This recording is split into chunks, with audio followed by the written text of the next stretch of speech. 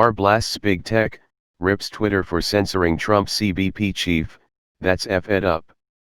CBP's Mark Morgan was briefly suspended by Twitter after touting the success of the border wall. Real-time host Bill Maher blasted the growing influence of big tech and its recent efforts to censor opinions on their platforms. On Friday night, Maher sat down with former Google employee Tristan Harris, who appears in the popular Netflix documentary, The Social Dilemma, which features several Silicon Valley insiders explaining the dark side of social media, with everyone from the co-inventor of Facebook's like button to high-powered executives weighing in.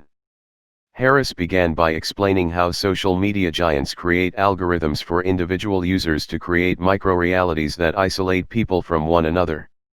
Maher then referred to a demonstration from the documentary about how algorithms work where three actors make decisions and manipulate users. Without people actually doing that, that is what's going on, right? Maher asked. That's right, Harris responded. That's evil, Maher reacted. The conversation later pivoted to censorship of the spread of misinformation, with Maher voicing doubts about whether these tech companies were doing it well.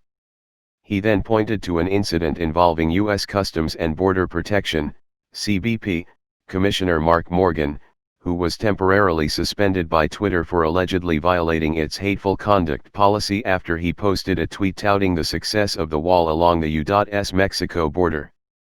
Can I read to you what was blocked on Twitter just last week? Maher began.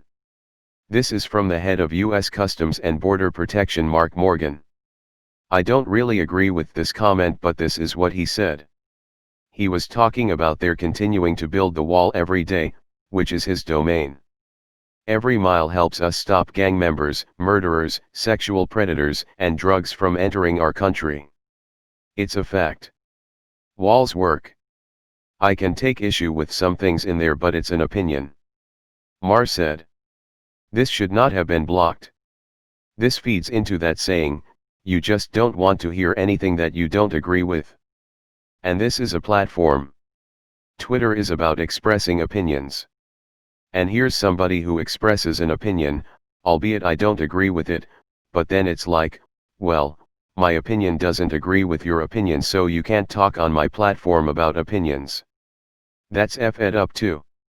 Harris responded by suggesting there's a struggle at these social media companies between freedom of speech and freedom of reach, telling Maher that every user is granted a football stadium-size audience and whether they should be able to say whatever they want without accountability.